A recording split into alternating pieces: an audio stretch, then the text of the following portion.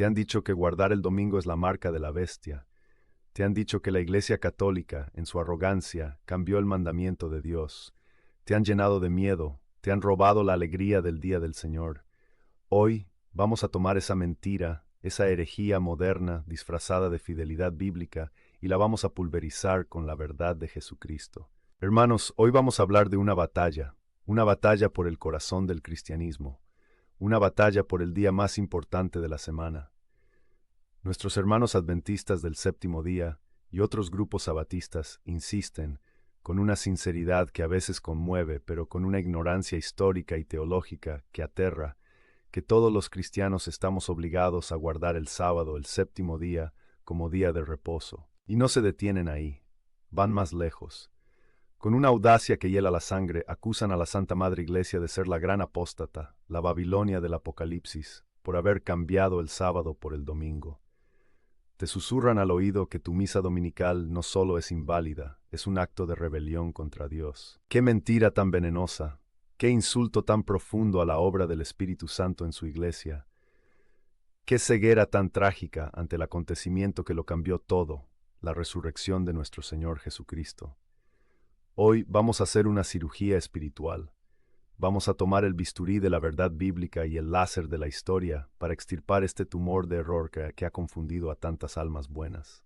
Vamos a demostrar con una claridad que no dejará lugar a dudas por qué nosotros, los católicos, celebramos el domingo, el día del Señor, y por qué su insistencia en volver a las sombras del sábado no es fidelidad, es una negación de la luz gloriosa de la nueva creación en Cristo. Prepárense porque vamos a desmantelar sus argumentos. Vamos a exponer sus errores históricos y vamos a reafirmar con un gozo profundo y combativo la belleza y la verdad de nuestro domingo. El argumento adventista, en su esencia, parece simple y poderoso. Se basa en dos pilares principales que a primera vista parecen rocas inamovibles. El primer pilar es el cuarto mandamiento. Abren la Biblia en Éxodo, capítulo 20, versículos 8 al 11, y leen con solemnidad: Acuérdate del día de reposo para santificarlo. El séptimo día es reposo para Jehová tu Dios, porque en 6 días hizo Jehová los cielos y la tierra, y reposó en el séptimo día. Por tanto Jehová bendijo el de reposo y lo santificó. Y te dicen: mira, es uno de los 10 mandamientos, escrito por el dedo de Dios en piedra, es eterno, inmutable. ¿Quién eres tú? ¿Quién es tu iglesia para atreverse a cambiarlo? Suena convincente, ¿verdad? Presentan el sábado como una ley moral perpetua, tan fundamental como no matarás o no robarás. El segundo pilar es la historia, o mejor dicho, su versión distorsionada de la historia. Te cuentan una narrativa, te dicen que Jesús guardó el sábado, que los apóstoles guardaron el sábado, que la iglesia primitiva guardó el sábado, hasta que llegó el malvado emperador Constantino, y que él, en el siglo IV, para congraciarse con los paganos que adoraban al sol, impuso por decreto la observancia del domingo, y que la Iglesia Católica apóstata aceptó este cambio pagano, y que por lo tanto guardar el domingo es seguir una tradición de hombres corruptos, es llevar la marca del paganismo, la marca de la bestia. Estos dos pilares, hermanos, parecen fuertes, pero hoy vamos a demostrar que no son de roca, son de arena, y vamos a ver cómo se derrumban bajo el peso de la verdad bíblica y la evidencia histórica real. Demoliendo el pilar número 1, el sábado no es una ley moral eterna. Vamos a enfrentarnos a su argumento principal, el cuarto mandamiento. ¿Es el mandamiento de guardar el sábado una ley moral universal y perpetua, como no matarás? ¿O fue una ley ceremonial y de pacto, dada específicamente a Israel, que encontraría su cumplimiento y transformación en Cristo? La respuesta, hermanos, está tejida a lo largo de toda la Escritura, pero ellos, en su lectura selectiva, se niegan a verla. Primero entendamos el propósito del sábado en el Antiguo Testamento.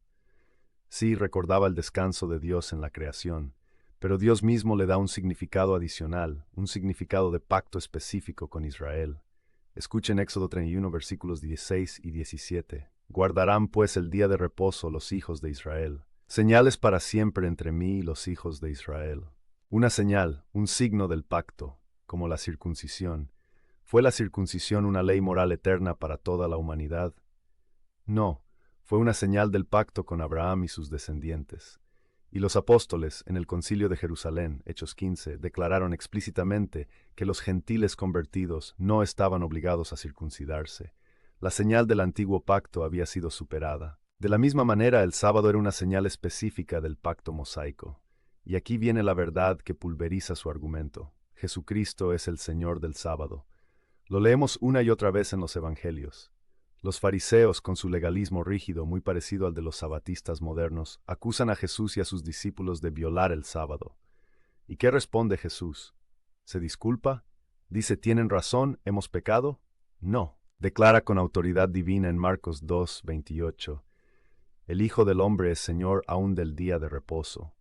Él es el Señor. Él es el legislador. Él tiene la autoridad para interpretar, cumplir y sí, transformar la ley.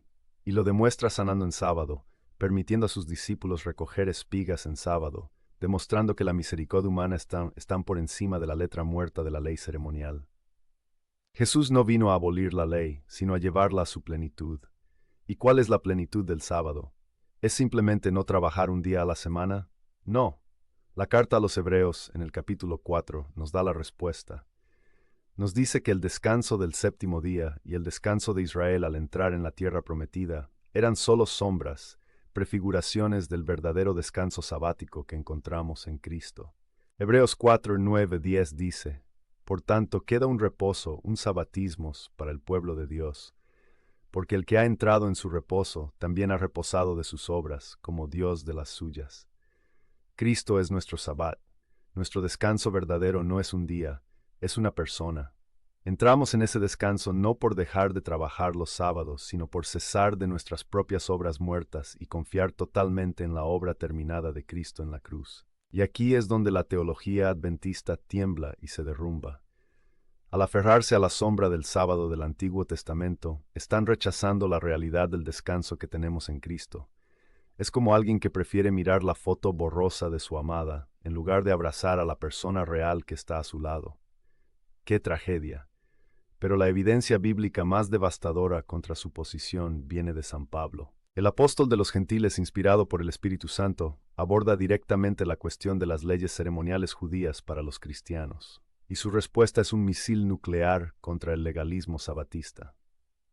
Escuchen Colosenses 2, versículos 16 y 17.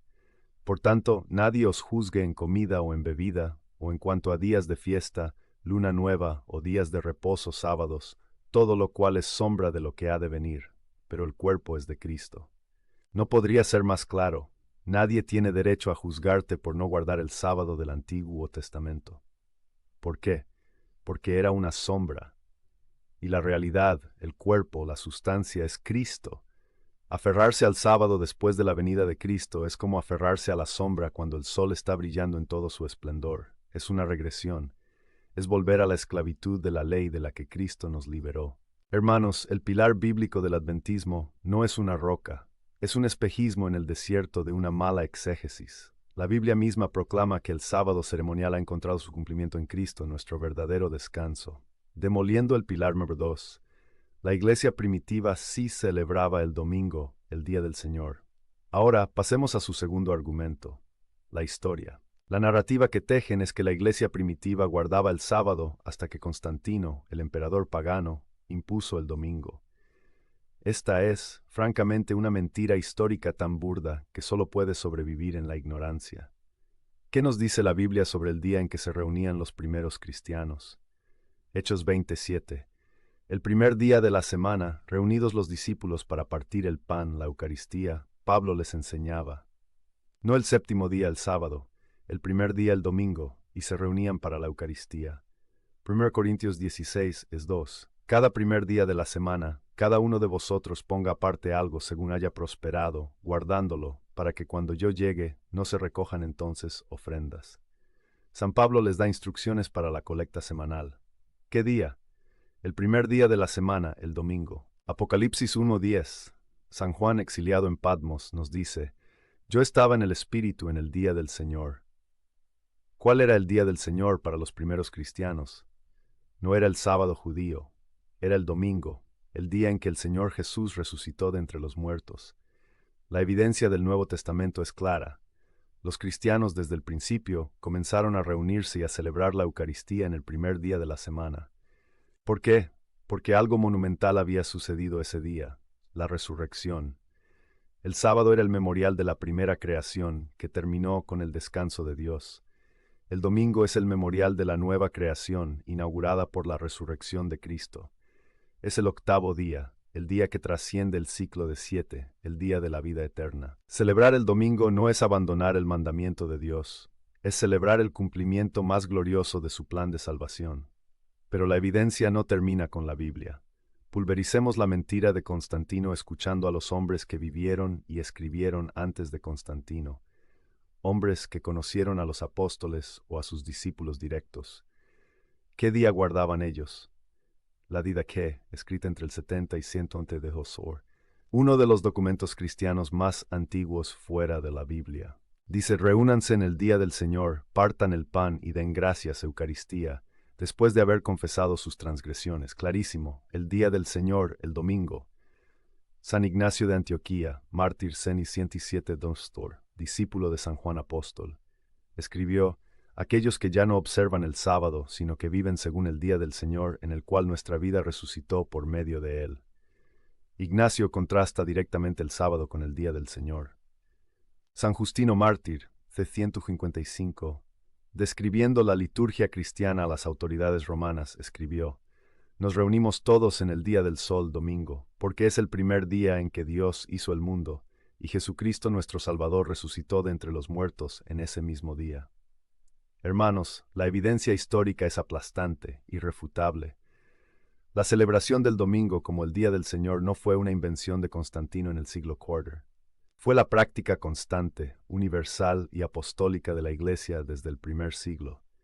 La narrativa adventista no es historia, es una teoría de la conspiración sin fundamento, diseñada para justificar su separación de la Iglesia histórica.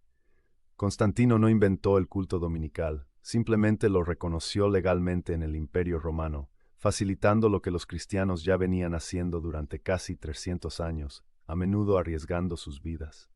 Atribuirle a un emperador pagano el poder de cambiar el día de adoración es una blasfemia contra el Espíritu Santo que guía a la Iglesia que Cristo fundó. Demoliendo el pilar 3, la marca de la bestia, una táctica de miedo. Finalmente debemos abordar la acusación más terrible y espiritualmente abusiva, la idea de que guardar el domingo es, de alguna manera, aceptar la marca de la bestia del Apocalipsis. Hermanos, esto es pura y simple manipulación. Es usar el miedo al fin del mundo para aterrorizar a las almas y mantenerlas cautivas en su secta. La Iglesia Católica, que nos dio la Biblia, que compiló el libro del Apocalipsis, entiende la marca de la bestia no como un día específico de la semana, sino como un símbolo de la apostasía total, de la adoración al poder secular, la bestia, en lugar de a Dios, de vivir según la economía del mundo caído en lugar de la economía de la gracia. Identificar la misa dominical, la celebración semanal de la resurrección de Cristo, la participación en el banquete eucarístico con la marca de la bestia, es una inversión diabólica de la verdad. Es llamar luz a las tinieblas y tinieblas a la luz. Es una calumnia que solo puede nacer de una profunda ceguera espiritual o de una intención maliciosa. Jamás permitan que este miedo infundado les robe la alegría y la paz de celebrar el Día del Señor. Hemos visto la evidencia, bíblica, histórica, lógica. El sábado del Antiguo Testamento fue una señal temporal para Israel, una sombra que apuntaba a Cristo. Cristo es nuestro verdadero Sabbat, nuestro descanso. Y la Iglesia, desde el día mismo de la resurrección, guiada por los apóstoles y el Espíritu Santo, comenzó a celebrar el domingo, el primer día de la semana, como el día del Señor, el día de la nueva creación, el día en que la muerte fue vencida. Aferrarse al sábado hoy no es fidelidad, es nostalgia por las sombras, es rechazar la luz del sol por la luz de una vela, es vivir en el antiguo pacto cuando Cristo ya ha inaugurado el nuevo y eterno pacto con su sangre. Hermanos, yo entiendo que muchos adventistas son personas sinceras, aman a Dios, aman la Biblia, pero han sido alimentados con una dieta de miedo y de historia distorsionada. Les han robado la alegría del domingo, les han robado la plenitud de la nueva creación, les han robado la presencia real de Cristo en la Eucaristía, que es el corazón mismo del Día del Señor. Y a ti, católico, que quizás has sido sacudido por sus argumentos, que quizás has sentido esa punzada de duda, levanta la cabeza. Tu fe no está basada en una mentira, está basada en la roca de la resurrección. El domingo no es un invento pagano, es el regalo semanal de Cristo resucitado a su iglesia. Es el día en que celebramos que la muerte ha muerto. Es el día en que nos reunimos como familia para ser alimentados, no con sombras, sino con el cuerpo y la sangre de nuestro Señor. Es el día de la alegría. Es el día de la victoria. Es el día del Señor. No permitas que nadie te robe esa alegría con argumentos basados en la ignorancia y el miedo. Abraza tu domingo, santifícalo, llénalo de oración, de familia, de descanso en el Señor, y sobre todo ve a misa, ve a encontrarte con el resucitado